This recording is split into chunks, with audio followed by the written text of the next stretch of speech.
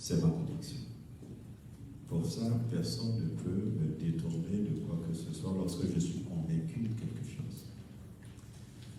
Alors, je n'étais pas spécialement brillant, je vais dire, je n'étais pas premier, major de promotion.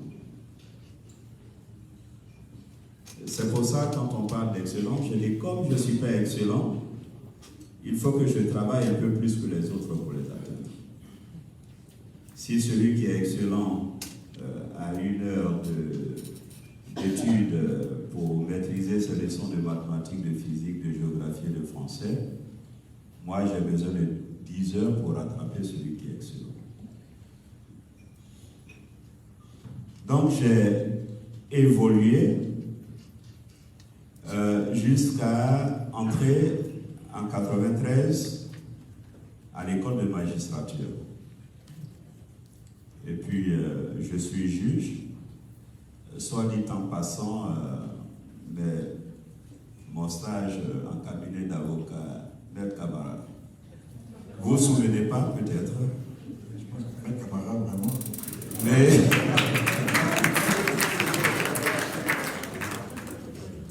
Mais jeune auditeur de justice, on devait faire, on fait des stages en cabinet d'avocat, de notaire. Et donc je suis passé par votre cabinet à Cocody-Danga. Et donc je suis magistrat et puis je suis confronté à la condition au problème de détention dans les prisons. Magistrat à Dibokro en 1996. Aujourd'hui, au niveau du ministère de la Justice, on parle de saliacro, de faire de réinsertion. Ça n'existait pas. C'est notre passage à Dibokro avec Prisonniers sans frontières qu'on a dit que c'est injuste, que des personnes qui ont été privées de droit à la liberté sont également privées de droit de bien vivre, de se nourrir, de droit à la santé, de droit à l'éducation. Je trouvais cela inacceptable en tant que magistrat. Et donc j'ai mis en place un certain nombre d'actions. C'est pour vous dire que quand je dis mon entrée en politique, c'est vraiment le fruit d'une conviction, le refus et le désir de voir les choses améliorer, le désir d'impacter positivement ma communauté. Alors, je mets en place une organisation, donc je commence mon entrée dans les ONG, je fonde de Mont-Carmel, œuvre de réinsertion, je commence à y travailler. Le ministère de la Justice trouve cela d'un très mauvais œil. Tu ne peux pas être magistrat et en même temps t'occuper de ces questions de réinsertion et en même temps avoir une telle proximité avec les détenus, avec les enfants de rue. Parce qu'on m'appelait un peu juge de la nuit. C'est les soirs que je sortais pour arpenter les rues et essayer de resocialiser ces jeunes en conflit avec la loi, puisque j'étais par ailleurs juge des enfants. Et le ministère de la Justice qui me dit, pas question que vous continuiez de cette façon-là, il faut arrêter et vous consacrer, vous concentrer sur votre travail de juge. Ces deux éléments, ces deux activités sont incompatibles. Je vous parle de conviction. J'ai dit au garde des Sceaux à l'époque, je préfère être avec les démunis, les déshérités. Je préfère être du côté du plus faible que du plus fort. Si vous ne voulez pas que je continue, je quitte la magistrature. Nous avons négocié et donc il m'a été proposé de venir à la chancellerie travailler comme sous-directeur. Sous-directeur de l'éducation surveillée. Et puis c'est en attendant cette affectation, la prise de fonction à l'éducation surveillée, vous savez que les rentrées judiciaires, c'est au mois d'octobre. Octobre 99, je devrais prendre fonction à la chancellerie comme sous-directeur de l'éducation surveillée. Et septembre 99, je reçois un dossier d'un certain M. Alassane Ouattara, directeur général adjoint du Fonds monétaire international. Je reçois les dossiers à Touré et bien d'autres noms qui sollicitaient un certificat de nationalité pour pouvoir constituer le parti RDR. Parce que la loi sur les partis politiques avait changé. Le président Bédi a voulu remettre tous les compteurs à zéro en essayant peut-être de piéger ses adversaires. Et tout fondateur de parti politique doit être ivoirien et donc il fallait tout reconstituer. Et donc en septembre 1999, je reçois avec beaucoup de curiosité, je me rends compte que ce monsieur, il est ivoirien, quoi qu'on dise, et puis je lui délivre son certificat de nationalité. Alors les choses sont allées très vite. Je vous parle de conviction, parce que quand tu as ce type d'engagement, il y a un prix à payer. Et il faut accepter de payer le prix. Aujourd'hui, quand tu entends beaucoup de jeux, mais pourquoi tu entres en politique? Parce que je veux être député. Pourquoi tu veux être député? Parce que les députés ont 2 millions par mois. Pourquoi tu veux être ministre? Parce que les ministres, ils roulent en Mercedes, ils ont des avantages? Non. Il y a un prix à payer et l'engagement politique est le fruit d'un engagement. Alors, le fruit d'une conviction. Alors, donc, je passe toutes les péripéties que j'ai eu à traverser. Mais je suis resté sur ma conviction. Ce n'était pas d'abord un engagement politique. C'est un engagement pour la justice, c'est un engagement pour mes convictions, ce que je crois comme juste. Ça m'a valu l'exil.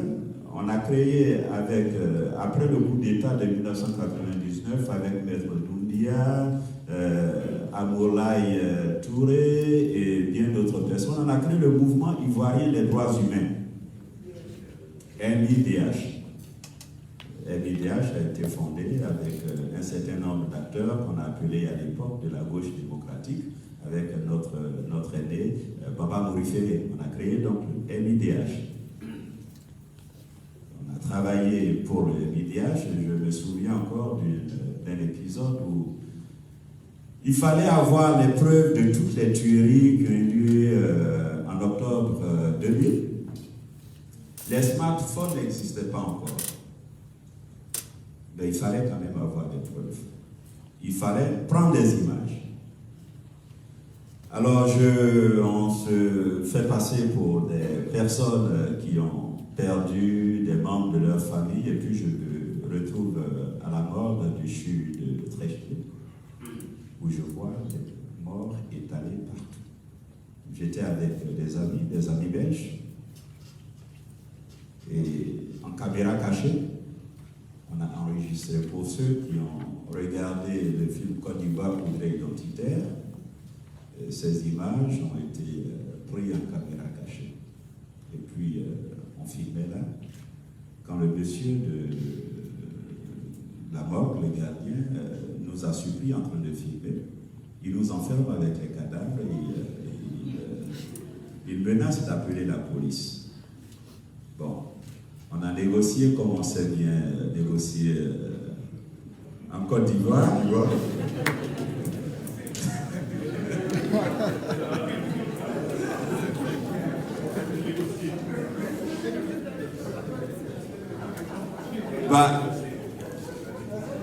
Il y avait quand même deux valeurs en jeu, la quête de justice pour apporter, voilà, donc on a pu obtenir, oui, bien entendu, on lui a remis la cassette, il pensait que c'était la cassette enregistrée, mais en fait c'était une cassette vierge. Bon, je passe tout cela pour vous dire, là encore, ces convictions, ces déterminations, et on ne dit pas, je veux être DG, je veux être ceci, je veux être cela, je veux que les choses changent.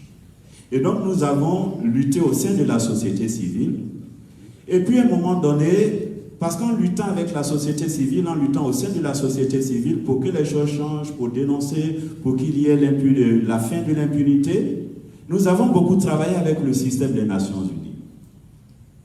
Ça m'a valu l'exil. L'exil, vous savez ce que c'est pas facile, je ne le souhaite à personne. Et pendant cet exil, je vous dis, de magistrat que je me retrouve en Belgique. C'était très difficile. À des moments, il faut joindre les deux bouts. Je me suis retrouvé quelquefois sur des chantiers de construction et de maçons et tout ça. Et puis un jour, le patron, il me voit, il me dit, mais la façon dont tu tiens le marteau et le seau, parce que quand ils font les... Voilà. Ça... Quelle est ton histoire? Je lui dis mon histoire, il me dit, ben, tu arrêtes le chantier tout de suite. Je vais parler, j'ai des amis à l'Union européenne, je vais leur parler de toi. Peut-être qu'il y a d'autres choses qui te conviendraient le mieux. Et entre-temps, je me dis, mais au sein de la société civile, on a du mal à faire bouger les choses.